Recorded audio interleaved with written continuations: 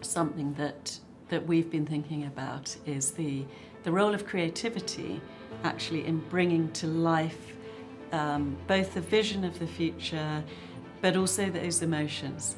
And because change happens through an emotional connection, reason leads to conclusions and emotion leads to action, doesn't it? And so we're studying and looking for communicators who can translate the science, who can bring to life the risk models that are so important and are fundamental to the language of the boardroom into human language to change hearts and minds. Because, as you say, directors are individuals, and actually central to their very fiduciary duty is the long-term resilience of the entity and its impact on wider society.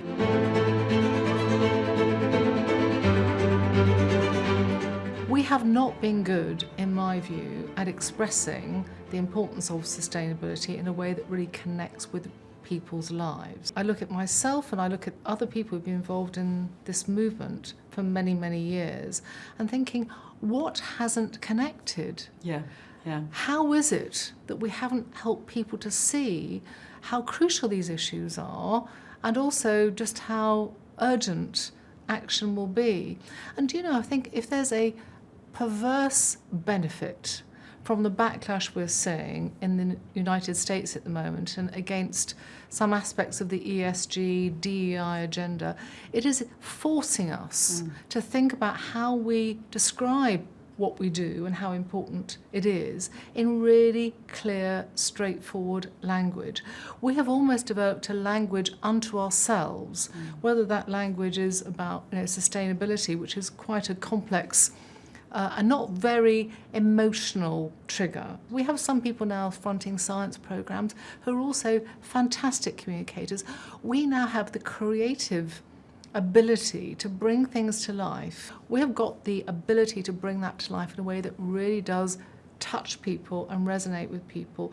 And we need to use those tools at our disposal. And alongside that, we need some new voices. We do. And unexpected voices, because my concern is often that these issues are discussed with the same sort of group of people and often using the same sort of vocabulary that has been a little bit too scientific, maybe a bit lofty, not necessarily connected with ordinary people's lives. So I think it's a really interesting issue about communications with sustainability, because in some ways, sustainability, when it was first mooted and first discussed, people often park that into the communications department. And I think it's very interesting when now we talk about CSO, people can either be referring to the Chief Strategy Officer or indeed the Chief Sustainability Officer. And increasingly, those people are either at one or otherwise they really do work very closely together. I think that is a great thing. So from comms, or strategic comms even, into strategy, and now having embedded that the environment and sustainability into strategy, we can now think about how to bring that to life in communications. But these are substantive communications, not stick-on. And that, I think, has been a truly important and fundamental development over the past few years. You couldn't have put it better, in the way we're seeing that play out in the boardroom context, including, no doubt, your boards, and is that it's becoming every director's business sustainability. It's actually embedded. It's part of REM, it's part of NOM, it's part of audit and risk. It is everybody's job. And that would be an indicator of how far that particular entity's business model is transforming. And we are seeing that trend. So I agree. Absolutely. And the situation in the world, climate pressures, climate impacts, etc. These are going to become more and more obvious. Even if people have been going around with blindfolds on, these issues are going to become more and more obvious.